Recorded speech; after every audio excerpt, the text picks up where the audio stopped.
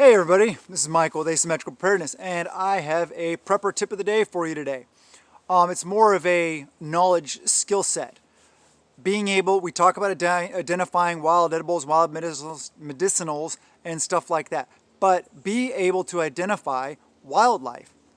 Is that a gray squirrel? Is that a tree squirrel?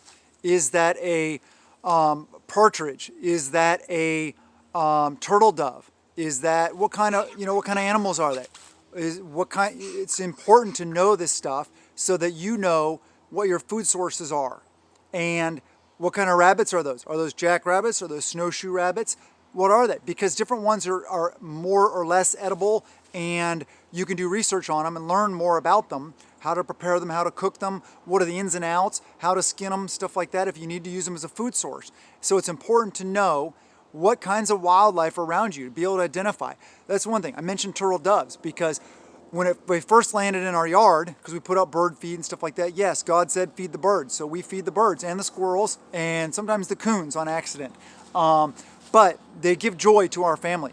My kids love watching all the bird stuff.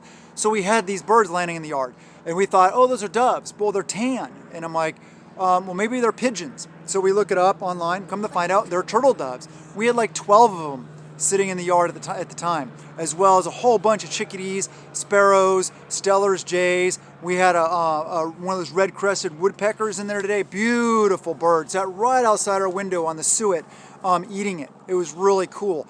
But being able to identify these things can be fun for your family, especially if you have kids.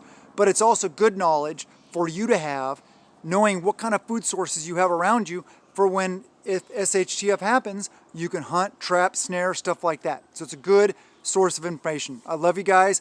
Prep at a peace of mind, not out of fear. Have a wonderful day, and blessings to you and yours.